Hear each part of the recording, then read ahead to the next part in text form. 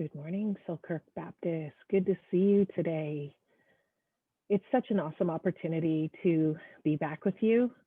Of course, I would love to dearly be doing this in person, but because of the situation, I'm just happy that I can join you at least virtually. It's not my first time with you, so I can actually, in my mind's eye, see you sitting in the pews, and it feels a little bit like coming back home. Um, Thank you for allowing me to join you at least virtually, and I want to thank you for choosing Victim Services Haldeman Norfolk as one of your mission projects. For those who don't know me, my name is Sherry McDonald. I'm the Executive Director for Victim Services Haldeman Norfolk New Credit, and we service all of Haldeman, Norfolk, and New Credit. We have been incredibly busy during this pandemic. I just hope to give you a little bit of an update as to what we've been up to since I talked to you last, and give you a sneak preview into how we intend to use the mission dollars that you guys have so sacrificially donated to give to us. When I think back to March, that ominous time where we were all ordered out of our offices and into our homes, I'm just so proud of the response of Victim Services right across the province, but certainly from my office as well. We picked up our technology, made do with what we had, and moved into our home offices. We didn't skip a beat. We didn't miss a call. We were there right from the very beginning. And I have to say, for the first 3 months of the pandemic, it was almost apocalyptic. No one was answering their phones. People were desperate for answers. And it felt like it was us and a distress line in Toronto that were the only ones answering the phone for a long period of time. People were calling about all kinds of issues, and Victim Services answered every single call. We spoke to and provided hope and guidance to anyone who found our number, and we continue to service victims of crime, even though we had to do it a little bit different.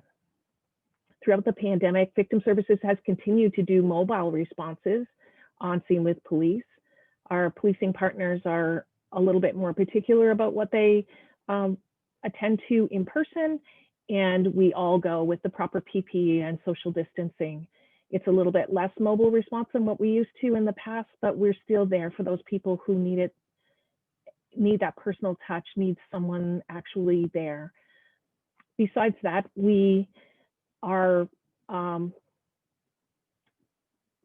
able to give people, we've been able to take money from the ministry's expanded financial support, and we've been able to place women of domestic violence in hotels and provide their food. We've been able to take women who are suffering from human trafficking. We've been able to change their lives, remove their tattoos, help them with detox, provide counseling and residential support, employment opportunities on the other side, and just that touchstone for when they need to come back to talk to somebody who really understands what they're going through and what's still on the road ahead. Victim Services has such an important role in the whole justice and social sectors, right across all ministries and across our great province of Ontario. It's so important that people understand that they don't have to be alone.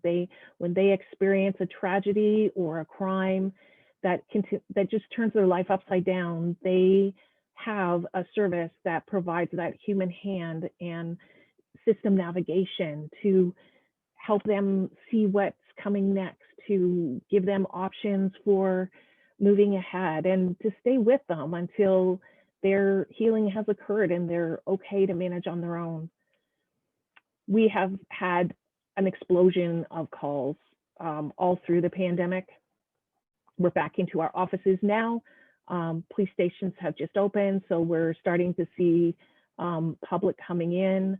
But for sure, people's mental health has really deteriorated over the time in isolation, and we're just seeing people quite desperate and really sad and lost. And so it's, we're just happy to be there, and we're just happy for the opportunities that we've been given to provide expanded services to everyone and anyone. Part of the police response during the pandemic was not to hold offenders in prison and risk exposure both to themselves and to each other as prisoners for COVID-19.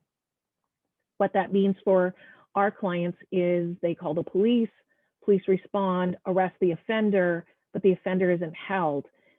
There's some conditions that are put on them at the police station. They're given a court date, which back in March was 6 or 8 months in advance. Our courts have opened up now, so they're getting court dates a little bit sooner, but they're receiving that with conditions not to attend the scene or to bother the victims, and they're being sent back out. Now, can you imagine how scared you are if you just called the police on someone and now you're back in your home, he's back on the street and he's angry? Victims have been coming to us in huge numbers, feeling really insecure and scared. And police are asking us, hey, do you have alarms? You know, those GPS alarms, the ones that people can carry. I need one for this person. And the next officer, I need one for that person. And the demand has been incredible. And so we do feel that this has provided a sense of security and safety. It provides a 911 response to a victim, and it doesn't matter where they are. They could be walking their dog. They could be at their work. They could be driving somewhere. Whenever they feel unsafe and they feel threatened by the perpetrator, they push a silent alarm, and that silent alarm brings the OPP or municipal police, depending on where their occurrence happened, right to them, even if they're moving in a car. It just provides that incredible sense of security. It's not everything, but it's one additional tool in the toolbox. When you get an alarm system, and I'll show you what they look like. When you get an alarm system, you also get the advantage of having a multidisciplinary team reviewing your case, reviewing it all from the perpetrator's side through probation and parole, as well as from police, and then from the victim side. And we have this wraparound approach that allows us to provide guidance to the victim and guidance to the police so that we can keep this person as safe as possible. I'm just really excited to tell you that with your support, we're going to be able to buy some alarms and to be able to pay for the monitoring. This is going to give someone in your community peace of mind and safety during this tumultuous time where we all feel a little bit unsafe. It's going to be life-changing for someone. And so for that, I just say thank you so much. I'm going to thank you for the victims that we're giving alarms to that are thankful to us. This is super important. You're just making such a big difference in someone's life. And because this isn't a funded program and we're in COVID, we can't fundraise. And so we look square down the barrel of depleting alarms, not having enough alarms, not being able to support the alarms that we have. And all of that was really heavy on our heart, you know, because it's just so important for people. So thank you for this most meaningful contribution. And thank you for inviting me today just to give you a little glimpse behind the curtain as to what's happening in your region and in your own backyard. So thanks for thinking of us. Enjoy your service today, and it was great to be with you. Bye for now.